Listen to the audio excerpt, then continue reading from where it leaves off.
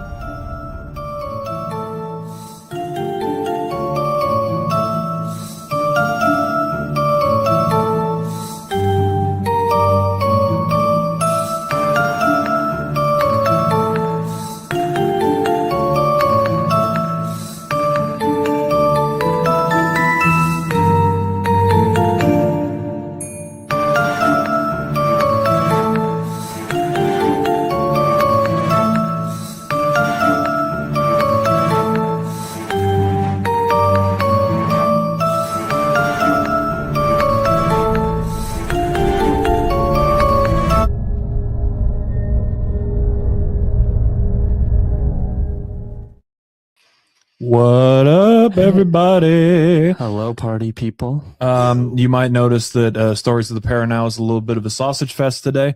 Unfortunately, Miley has been kidnapped by cannibal rednecks up in Wisconsin. We are currently doing what we can to free her. We are holding it down in the meantime. I thought it was Just aliens of some kind. you know, hills have eyes kind of deal. Gotcha. Yeah. So now the podcast can, upgrade to its true form, which is the Alpha Bro Paranormal podcast. Yeah, absolutely. Yeah, absolutely. Always meant to Yes, be. we have thoughts on the patrioarchy. No, That's right. We hate women, and we think We that women always- ghosts are, second-class citizens. yeah, And the woman in white is not the woman in right. yeah, Anyway, Wow. no, none of that is true. Well, that's our show today, folks. Yeah. None of that is true. Those dudes are all losers. It's true. Anyway, welcome. Probably should like, share, subscribe. Absolutely, yeah, Like, that's what share, I'm saying. subscribe. I'm getting there. I'm getting there. Got it. I'm getting there. All right. So, welcome to Stories of the Paranow here on 216 Creator Studios.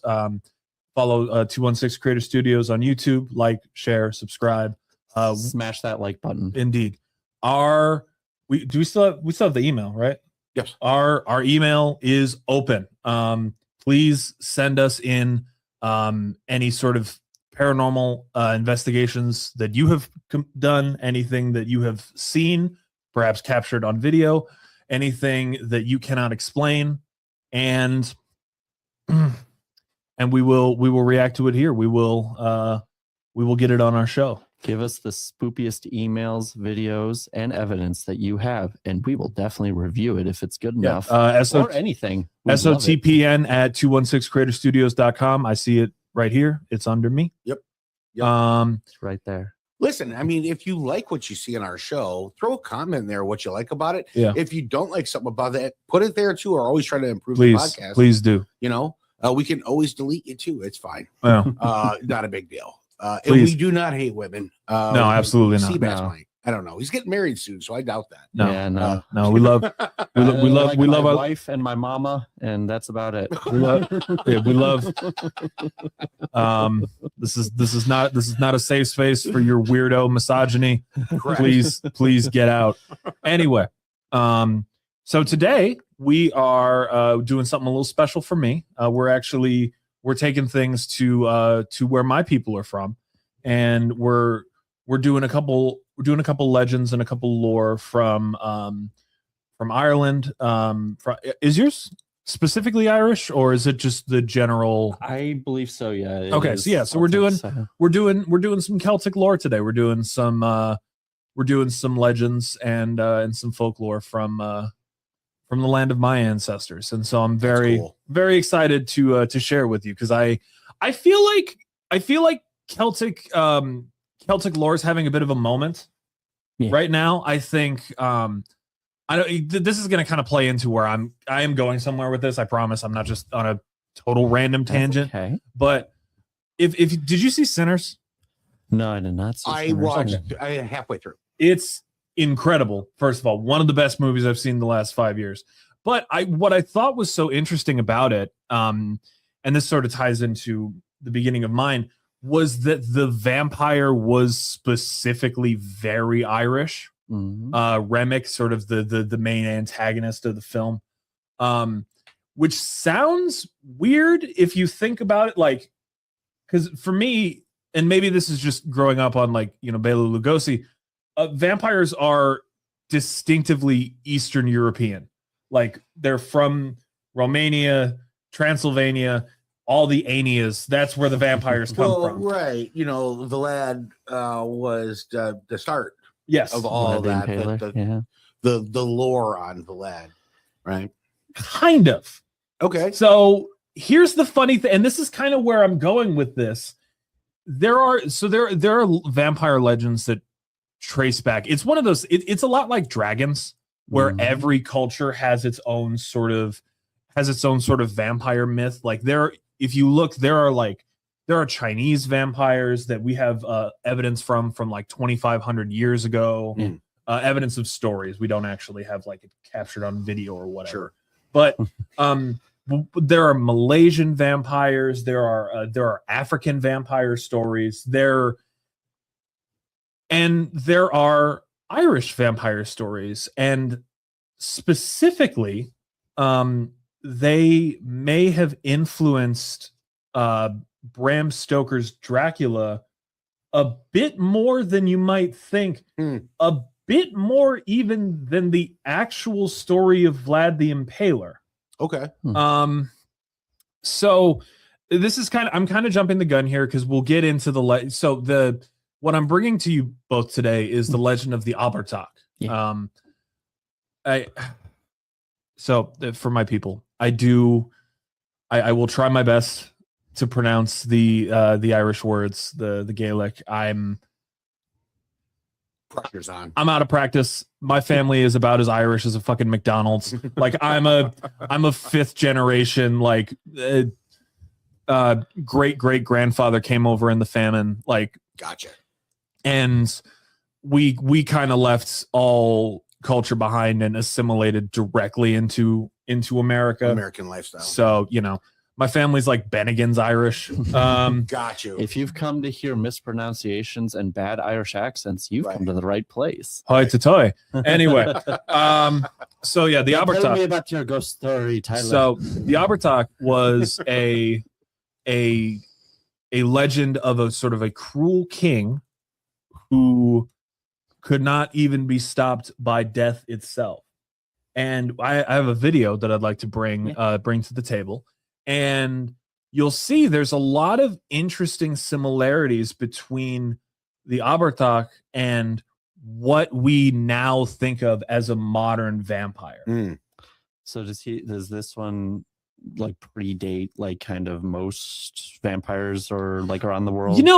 That's kind of a tricky question, because a lot of these legends go as far back as the people do. So, like, for example, like, the Chinese one is probably older because China is an older culture than Ireland. But, like, as far as, like, our modern concept of vampires from Bram Stoker's Dracula onward, yes, absolutely. Because Bram Stoker's was, like, late 1800s, if I remember. Mm-hmm. And specifically, these are the kind of stories that he would grow up on.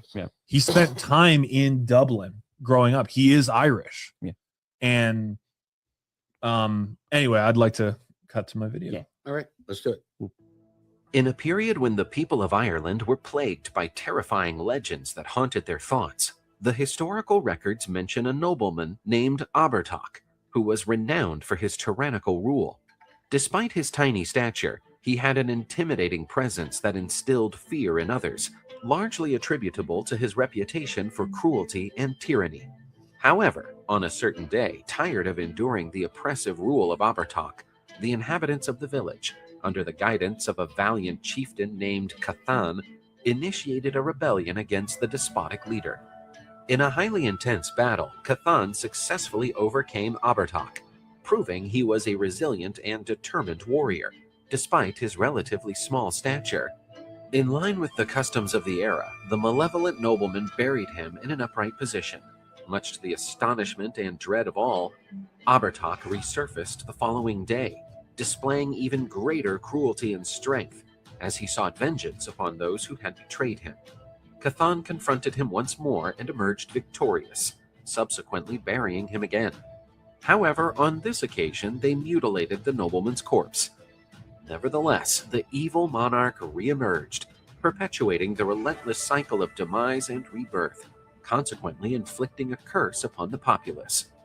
Overwhelmed by despair, Cathan turned to a druid for assistance. After recounting the tale, the latter presented a chilling revelation. Abhartach had transcended his humanity and become an undead entity, a malicious being that derived power from consuming the blood of his subjects. Cathan received guidance from the hermit regarding the necessary measures to terminate Abhartach's tyrannical rule. Specifically, he was advised to use a sword crafted from yew wood, a plant symbolizing both life and death. Following Abhartach's demise, it was crucial to bury him in an inverted position, along with the placement of a substantial stone atop the grave, preventing his reemergence. Armed with this information, Cathan confronted Abhartach for their final encounter. The battle was marked by its brutality, culminating in Cathan's ultimate triumph over the tyrant. Using a sword crafted from yew, Cathan skillfully pierced the heart of the cursed creature, thereby securing victory. Abhartach's body was subsequently buried in an inverted position, with a huge stone on top of him. The inhabitants of the village experienced a sense of relief. Abhartach's curse had finally been lifted. According to widespread belief, the grave of the Irish vampire remains open to this day, situated beneath a tree near the town of Slochtavardy. However, there are individuals who still believe that the curse of Abhartach is unbroken. According to this perspective, when an individual vanishes under mysterious circumstances, it is possible that they have fallen victim to the Irish vampire. I kind of like Celtic. Immediately when in the beginning when he said he's like short in stature and powerful, I'm like, oh, I kind of like Celtic Napoleon more than normal Napoleon. Well, Comes back real from the quick, dead and exacts I want to revenge. say that the storyboard on that was awesome. Yeah, I thought so too. Man, I love the that was animations. motion comic. I absolutely loved it. So Yeah, good artwork too. Yeah. Shout out to whoever did that. I was floored at how similar that is to our modern concept of vampires, specifically something that I had always wondered about. So in the thing, when the druid crafted him the sword made of yew wood, and he specifically had to strike him through the heart, Stake through the heart. I think that's where the concept of the stake through the heart comes from. Yeah. Which is a very strange, very specific part of vampire lore. And I think that this is where that comes from. That's crazy. And so, and obviously our modern concept of vampirism comes from Bram Stoker. Bram Stoker would have grown up on these kind of stories. Yeah. His mother was Irish. He lived in Dublin. He would have heard these. And interestingly, because obviously, Vlad Dracula, based on Vlad the Impaler, from the research that I came out with, that was kind of almost something that emerged concurrently. Like, as he was doing his research, he sort of uncovered Vlad the Impaler, and like, It was like happenstance. Or... yeah, it was sort of something that it was something he folded into the story, but it seems like he started a little bit closer to these Irish legends. Yeah. And then sort of folded in the sort of more Eastern European influence later. Well, with Vlad the Impaler, who's a real guy. Yeah. I did my homework on him for a long time. I was a huge fan of why they created him to be a vampire. Yeah. Just due to the fact of he was such a monster in real life that they didn't know how to describe it other than him not being mortal. Yeah. You know, and even into the fact where after half a decade of constantly murdering people, he was thrown into his own prison. Yeah. And then left there to rot. Oh. So like everybody knew that he was evil, an evil person. And so in order to broaden or create a vibrant story to that, they linked the vampire thing to him and then everything else. So yeah, you're 100% right. You know, I mean, I think that the vampires probably go and date back even farther. Yeah. To where I love how this story depicts how that emerged. And here's the funny thing, right? Yeah. So way back when, listen, I'm a 74 model from the 1900s. Right. So it's kind of like whatever I got from movies back in the day, or even from black and white movies. Yeah. It's the only thing I really know about vampires. I do know that there were diseases and things way back when that they didn't know how to describe or how came about. And so the fact that he was killed and buried, but then reemerged as something else, kind of takes place a little bit in the scientific world as well as the paranormal world. Yeah. Yeah. Yeah. You know? I mean, so that was sort of what I was thinking about, because I couldn't find anything on whether or not Abhartach is based on an actual chieftain. Obviously, a lot of these sort of cultures before unfortunately, a lot of what we know about the Celtic tribes comes from the Romans. Mhm. It comes from Tacitus and his histories, and just as a general rule, it's not great when your only source on a people comes from the people that conquered them. Like, that's not a great way to find out about what their culture was actually like. It's a really good way to find out what the caricature of their culture was like, in a way of like propaganda, but it's not a great way to find out what actually happened. There's like a lot more that may never be uncovered. You just know like the big things, and the big things are. So is Celtic disastrous. strictly, educate me here a little bit because I'm ignorant. Yeah, what's up? So is Celtic strictly Irish? Or does that fall into the Norwegian, Swedish? So not so much the Norwegian, Swedish, but like, and there's debate about this. Please don't get mad at me. But there's like, Celtic is sort of the island now known as Ireland, which, you know, obviously is split into two countries in our modern day. I've also heard it reference like specifically like Scottish. I've heard Scotland referred to as Celtic before. Wales would be a bit of a stretch, but like that sort of general area. Probably you could have said England at one point, but not now. That's not what I'm saying. Yeah, please, further back. For way far back. Yeah, like those sort of islands in that area is what people would think about when they would consider like Celtic. Because like when you see Icelandic, Vikings, if you go and when further see- back, there's like a very, it's symbolistic. It's very similar. Yeah. To that. That's why I ask.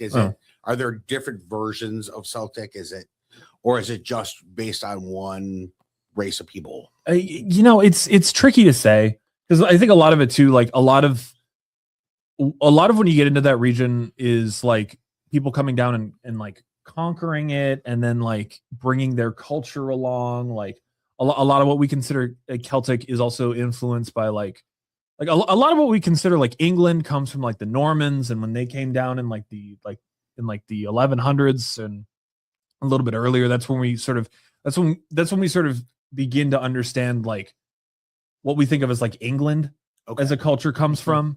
And so before that, it was probably a lot closer to what you might consider like a Viking, because there's also like the Gaulish tribes as well, where it's like these are all different cultures, but they all come from kind of similar places. and so they kind of survive in similar ways. I got you. That makes sense. Yeah, and everyone has their own vampiric story. Yeah. That's why I asked. Yeah. All around the globe, And I'm not an expert or an authority on any of this. Any research that I've done on this is purely as just like a casual observer. And I'm an English major. I have studied some of like early like Old English, but that's kind of post-Roman. But like it's something I take an interest in casually. But it's certainly not something that I would speak from a place of authority on. I would just getting back to like the main point of what I was saying. Shit, what was the main point? Well, so this guy, right? Abhartach. Yeah. So factually, is there any proof? I could not find any. I think it's completely logical and reasonable if, much like Vlad the Impaler, there was a guy that was a huge dick and people processed that by being like, oh, he was a demon. He was a vampire. He was, immortal. He certainly wasn't human, because there's no way that a human would do that. Mm-hmm. I mean, if that's something you believe, I would gently refer you to the English queen who used to literally bathe in the blood of her subjects. Bloody Mary was also based on a real person. Yeah. So I don't know. It's just as valid as anything else, Jesus or anything. The capacity for the ruling class to be cruel, like it has no bottom. Like I would believe literally anything of like someone who was raised and born to believe that they are inherently better than their superiors. Yeah. I would pretty much, you could tell me that there was a person who did anything and I would believe it. So do you think these stories are to keep that status? For even back then, like you would tell the kids these stories to be like, fear that higher power, or what people would believe that they are a higher power as vampires, to keep them held down. You think that? I also think that it is mighty convenient for the next few chiefs, because it's like, all right, well, this guy's a dick, but he's not drinking our blood. Right. The last guy was drinking our blood. Yeah. And he was coming back from how the good you got it. Exactly.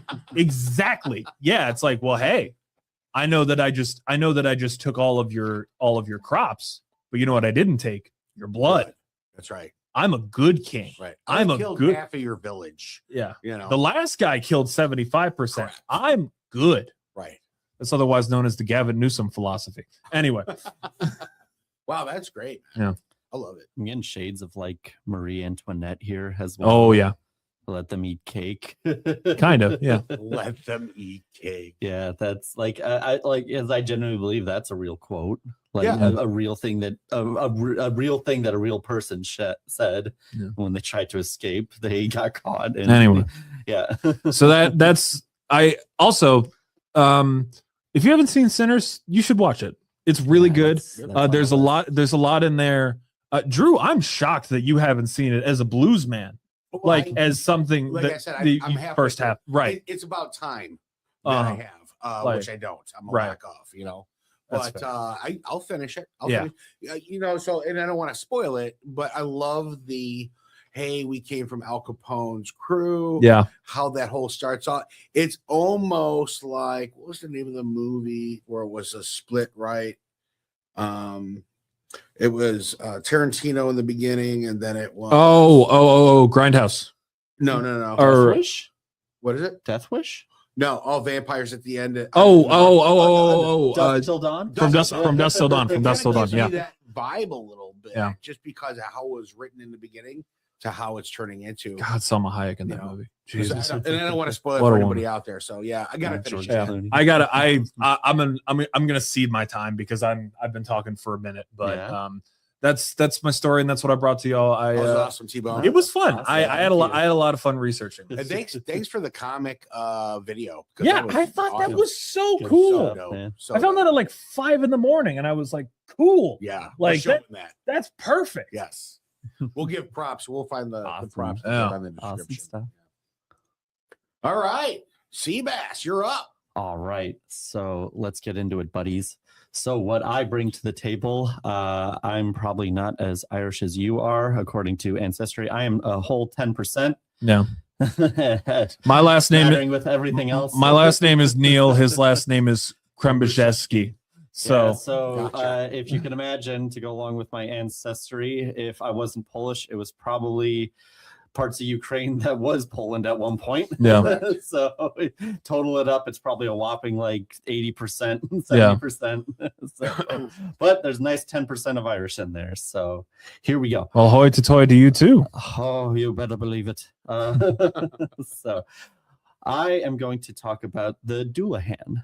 If you don't know what the Dullahan is, it is a headless horse rider that essentially acts as a Grim Reaper in a lot of cases.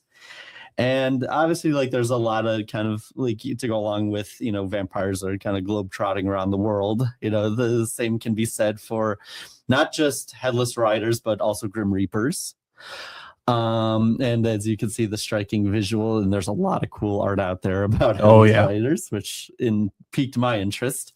And yeah, so as I said, it's acts as kind of a Grim Reaper, and what I found it interesting is a lot of the stories I was kind of researching and seeing, the common theme was that it didn't necessarily end in death of a person, and it almost acted like it was like almost like close calls or warnings or such like that, where a person was leaving from some place and was walking alone or walking with one other person, and kind of either approached like metaphorical split roads or just something that was off, and they saw this striking visual of this headless rider, and to go along with the visuals, there's a lot of descriptors where it's like, oh yeah, he's holding up the head and there's flame shooting out of his nostrils and it smells like mold rotten cheese, and it's just blood all over the face and just eerie and creepy and fog, and oh, it's great. Kind of like what I'm like on a Monday. Yeah. So real quick before you continue. Yeah. So my feeling on this right away, I go to Ichabod. Yep. That's exactly where I'm at right now too. I go to Ichabod Crane, and or when you say based on warnings is summoning a golem. Yeah. Of some kind, right? So there's a lot of familiar flavor here. And what I think is neat about both of our stories is that they do play into like fundamental like pieces of American culture and American lore. I think that's cool. We did not coordinate that. No, that is just like this is something that has had a lot of tendrils that have sort of spread out into what is now modern culture, and I think that's neat. Awesome. And one other to go along with kind of its lore base is it's like, well, what's its fear? What's this Dullahan's fear? And it's gold. It was the common trait. Oh. And because there's a couple stories that I saw, I think it might be in this one as well, where a lot of the stories revolve around like, oh, a married man leaving a pub or going, and it's like, oh, he sees this headless rider approaching him or in the distance, and he pulls out his wedding ring, and then whoosh, it's like, oh, it was a close call there because he had his wedding ring made of gold or gold coins that he spilled all over the place fumbling around. And it's like, okay, gold is an interesting kind of defactor.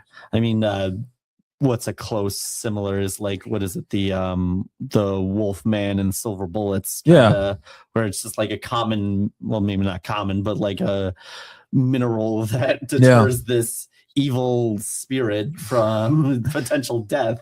So, the headless horseman, much like the Green Lantern, apparently main weakness being the color yellow, which is neat.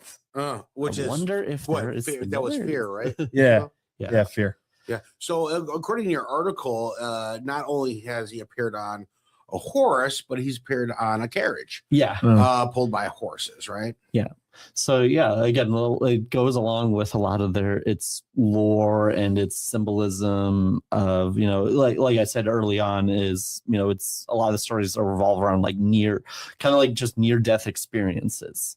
And so is that so near death experience or near death or like warning of death, maybe another way of phrasing it. Yeah. So he appears when death is near. Yeah. Or death is near, or potential death is near. Okay. So a good like kind of modern take was what I thought about was a lot of those commercials where it's, somebody who's intoxicated getting in their car and there's some sort of visual, obviously not a headless horseman, but that would gather my attention a lot more if those like don't drink and drive, or else the Dullahan will appear. Right. But it's like there's some sort of warning, like in those commercials where it's like, hey, like, cause death, or even texting and driving. So it has those warning signs. So I thought, that's a modern take of it, but it should be the quote of "Don't call the horseman." Horseman, get a ride. Don't get in your car intoxicated, or the Dullahan will appear. That's right. He'll take you down with him. But yeah, I thought that just, from a visual standpoint, from its like lore and kind of very visual oriented, and like what he represents is fascinating. And like just, if you're coming up on a situation that it's unfamiliar, you not sure about this, you get goosebumps or whatever, and then suddenly this figure appears, it's like like there's something, like, what are you gonna do here? It's almost like putting you in like a troubling position of like, oh no, am I about to die? It's like, am I about to see the flash before my eyes or anything like that? So or my life flash before my eyes. So it says here, and sacrifices to the Celtic god of fertility, Crom. The what does it say? The picture of the headless horseman is believed to have developed the embodiment of the ancient Celtic god of fertility. And it also mentions that in the 6th century, Christianity came to Ireland. These sacrificial rituals pretty much just stopped altogether. Yeah. And then so yeah, I'm reading a little bit further down, and it's like that's when the Dullahan first came out, and it was like a warning to keep the sacrifices going, because now that we can't, now Crom is displeased. Correct. And now you're angering the gods. Yeah. Right.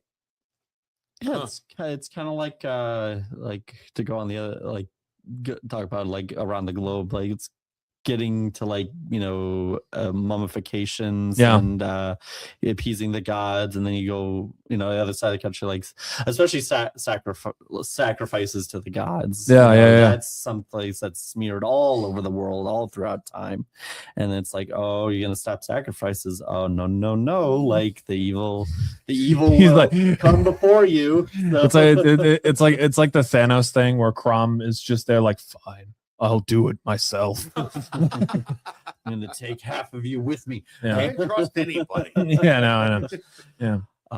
You can't send a mortal to do a god's job, I guess. Right. Nobody wants to work anymore. Yeah.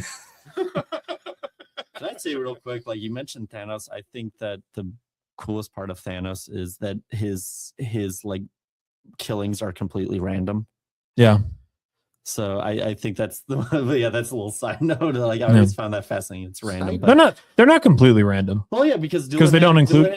They don't. If you can interpret it as random sometimes. Yeah. Well, just Thanos' killings are random because they don't include himself. Like there's no world where Thanos snaps and then he disappears. Never. Which means they are not inherently random, which means his whole premise kind of falls apart. Oh, that would have been maneuvers around him. But that would have made him like really. That would have added a layer. If you get a 50-50 chance of, even if you're the one snapping the finger, you could disappear. Yeah, right. No, but that's a risk he's willing to take because he's a psychopath. But he's not though. That's the point. Yeah. He's not. The Black Order's not. all of his army is fine. Like it's just everyone else. Much like when most people decide to make big sacrifices for other people, he was never willing to sacrifice himself, and that's why Thanos wasn't right, you morons. Anyway, that's well, okay. Since we're just nerding out a little bit, That's before true. I bring up the producer's pick, so in the battle, Darkseid or Thanos? Darkseid, obviously. No, because Darkseid. Well, because Darkseid is Thanos with a glove? Or... yes, because there are still beings in the Marvel, in the power cosmic, that are more powerful than Thanos, even when he has the gauntlet. Like That's true. there are. Well, Lady Death. I mean, mind you, we're merging two different. Well, not and not just Lady Death. I'm talking about the Living Tribunal. I'm talking about Eternity. I'm talking about Order and Chaos. Like there Eternity's are a perfect example. there are a lot of things that could just simply wave Thanos out of existence. Mm-hmm. Darkseid, like, sure, maybe he's got the glove. If Darkseid has the anti-life equation, what are you gonna do? It's like a counter. Yeah, no, it is. No And- matter how many stones you have at that point, it doesn't yeah, and like, like DC's cosmic is a little bit different, but like Darkseid is.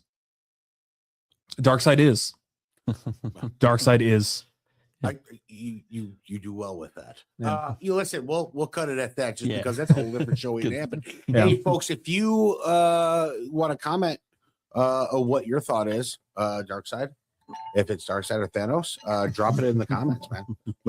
We'll read through it.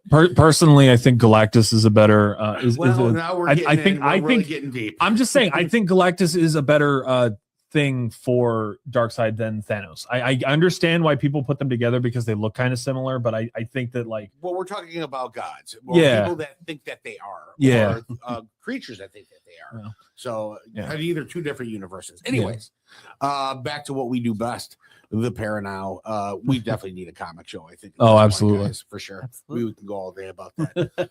Okay, so as I was browsing along a little bit, I like to go back to my favorite guy over at Slapped Ham. Yeah. Because when you want to find some stuff to go, I think that's bullshit, or man, that might not be bullshit. Yeah. So I like how he kind of throws in whatever content he can in order to get your mind working. So this kind of came about a truck driver. Okay. With an entity that's riding along with him. Okay. Yeah, man. Okay. So we're gonna go ahead and bring this up. Is to be driving with a female passenger in the truck. Oh.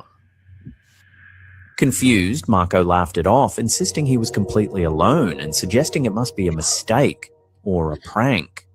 But that's when they told him to check his internal dash cam. Ustedes ya saben que está prohibido subir a personas. Hágame el favor de dejarla en la siguiente parada, por favor. No chingues, pues vengo solo, deja de estar bromeando, Sitting in the passenger seat beside Marco appears to be a woman. Ustedes ya saben que está prohibido subir a personas. Hágame el favor de dejarla en la siguiente parada. Her eyes glow unnaturally bright, almost incandescent. Her face looks blurred and distorted, especially around the mouth, as if it isn't fully there. Buenas noches, habla monitoreo. Estoy viendo que lleva una mujer con ustedes. Ya saben que está. They told him he wasn't authorized to be driving with a female passenger in the... So I call it that just because spooky. well, it's creepy as shit. Yeah. That's a good So it's going to be one of those where we vote on this. Are we debunking it? Do you think this could be actual? What are we doing? I mean, it is definitely a creepy visual. I like the fact that she's missing her mouth and neck a little bit. Yeah. I mean, it's like listen, faded AI, away. Yeah. and then you got editing software. We do this at the studio, but Yeah. when it comes to that guy's expression, is like there's nobody even there. It's pretty well acted out too. I don't know. T-Bone, thoughts? I don't. No. Come on. It's. If you looked at your dash cam footage and saw that, there, like, I think like the car would be flipped over in terms. Yeah, of like, and that's my thing too. That's my thing too. If creepy no mouth lady is like hanging out along for the ride, Right. like she goes the whole ride and she's not doing anything. Mm-hmm. at that point, even if she is real, she just Hey, needed what's up, she man? just needed to go somewhere, I guess. Like he just helped out a ghost. Like he just like Right. yeah. Ghosts are hitchhikers too, you know. Yeah. They have feelings. Hitchhikers on this mortal coil. It's true. What about you, Sebastian? Yeah, I mean, like I said, like if I looked in the dash cam footage and saw that terrifying abomination in my next to my car, like I would not live to see another minute because No. I'd probably like steer the wheel in a random direction and be flipped over. So there's a comment actually on this video Ooh, that says, what does the public sorry, think about my this? microphone. I'm sorry, Nico. Something like this happened to my father back in the 70s. He picked up a nun hitchhiker who needed a lift to the church. She sat in the back seat behind him. When he arrived at the church to drop her off, nobody was in the back seat. Ooh, Damn. So That's believable. so that sounds like that might be something. Yeah. Yeah. The video, I like it because it's creepy. Oh, Yeah, it's a neat But little- here's the reality of it. Yeah. Could this be real? No, because why when you film you see these entities as orbs or you Yeah. don't see them, Yeah. and then there's videos of people having conversations with somebody and then they get on a radio in a security and they say, hey, what do you, he's like, I'm talking to this woman. He's like, there's nobody on the camera. Yeah. Why all of a sudden is the camera picking up this entity, but Yeah. you can't see it in person? So there's a lot of things that just don't make sense, right? Yeah. And also too, like it's Well, I also got something I just wanted to point out. I Okay. noticed when please do, because I completely just lost my train of when thought. we were Bring it. watching it, you know how like when a semi goes over a bump and Yeah. they sway like side to side, Yeah. right? Yeah. You know, in the seat, he went over a bump and swayed, and she did too, as if she was. Oh yeah, no, that wouldn't like. Yeah. It's a ghost. Physics don't matter when Yeah. ghosts. Right. Yeah, it's a neat little piece of short form movie making. Though. Yeah. Something. Very good stuff. No budget. No budget. Right. So before we wrap up, did you want to? You said you got a short story, Sebastian. Ooh, yeah. that you wanna throw at? So this is actual real stuff that I bring to the table. So yesterday I visited my folks, and for my mom's birthday, which was not too long ago, because she was always fascinated by mediums. And real quick, what do you guys feel about mediums? I haven't been able to fit into one for years. Go large, go home. Neither do I. While we're on that. So we have Yeah, a medium here that has a show at the studio. So I believe that some people are sensitive to certain things, but I don't necessarily believe that that's an actual like superpower. You know what I mean? I don't believe it. But do you think that there are people out there who, you said a sense of like either they hear things from beyond the grave, maybe not see things, but maybe if they is a silly term, but if they lock in, they can tap into something undescribable. I don't have an answer to that. Okay. Would I want to believe in that? Yes. Okay. Without facts, I can't really say. I know that scientifically, we have more of a chance of having a fourth wall that's thin enough to hear another reality. Yeah. And go, whoa, and where's that fine point? So Okay. it's just as valid. So I'll like my dad probably felt the same way you do a little bit. Okay. Because my dad has 2 deceased parents and my mom has a deceased father, and that's how they went into this. So they went together. And the only thing that the medium asked was obviously their name, their birthday, and where they're from. That's it. And from what they described, she said, okay, I'm probably going to keep my eyes closed most of the time. But she has a notebook kind of in front of her, kind of like this, maybe a little larger. And she was just writing things. And she closed her eyes and was just writing things, saying things out loud at random, or maybe not at random, but like maybe targeted things from, either my mom or to my dad. So again, it's silly. I use the term lock-in, but like it was kind of like a back and forth. Like she'd be talking, and then suddenly shift, kind of like that. So I am going to list off a list of things that she had written down on this notepad. It's like, 2 pages front to back. And I'll kind of go in random order, and but each example I'll give context. Okay. So like one is she wrote down the number 57, my mom's birthday. Another thing she was writing down is she was saying like, hey, remember to drink water. She wrote that down and said that, and that was directed at my dad. And that's something my dad always said to his dad in the later years of his life. Always drink water. You got to remember to drink water.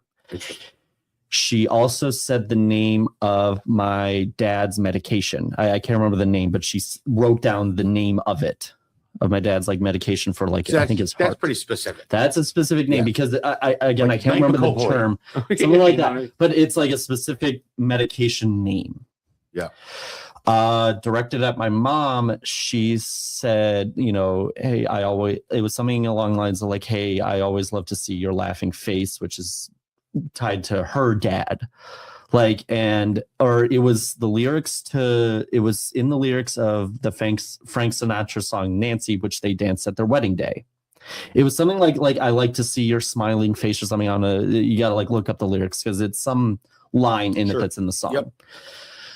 I'm a Sinatra fan. Yeah.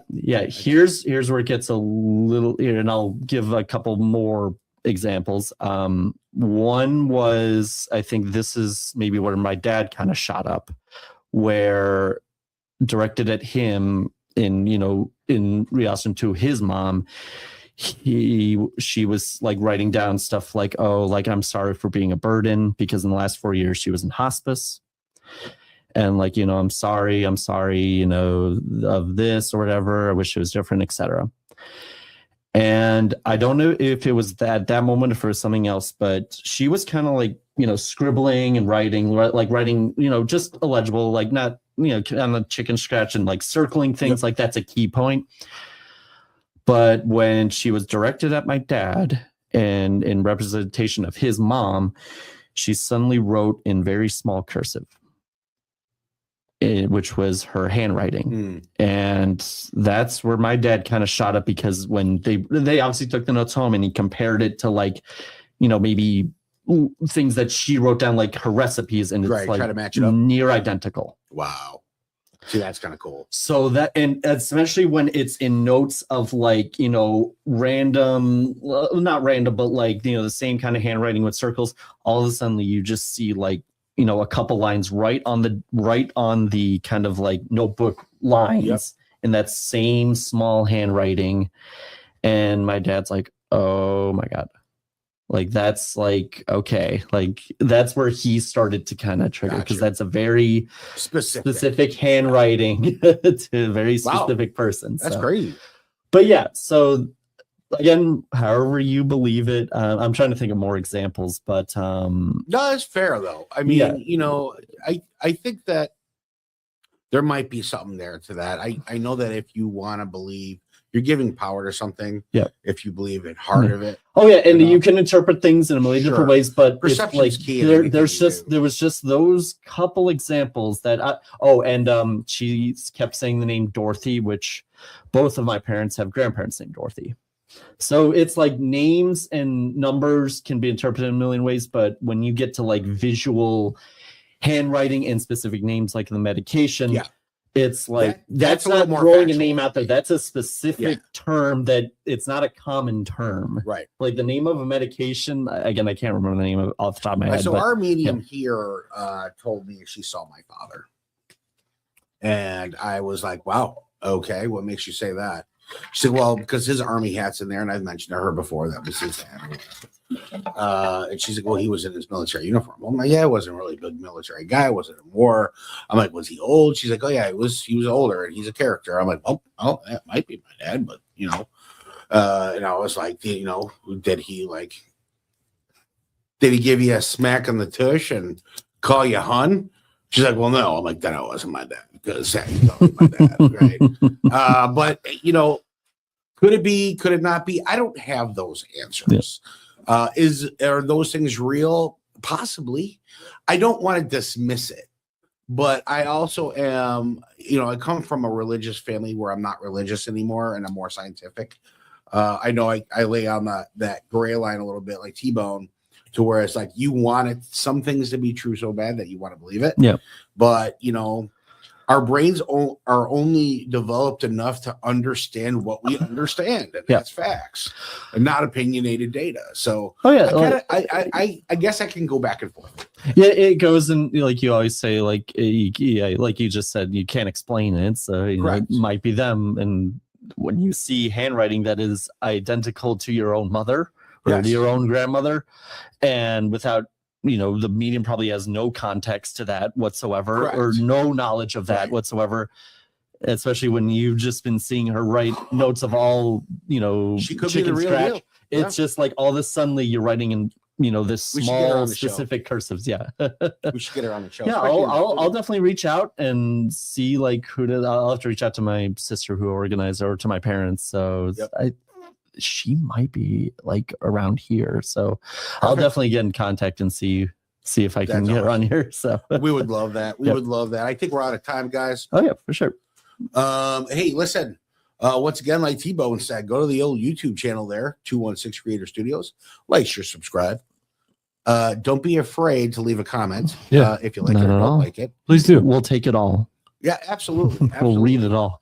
I do read the comments. Yep. I know that we got to gear up and go save Mai. So she's trapped. But hopefully we'll get her on the next round, or maybe the round after. We'll see. Yeah. We'll see, folks. Hey, listen, enjoy the rest of your time here at Stories of the Paranow. We're always having a lot of fun. Lots of jokes going around. Hopefully we don't offend. And if we do, well, you never died from being offended. Until next time, guys, take care. Bye-bye.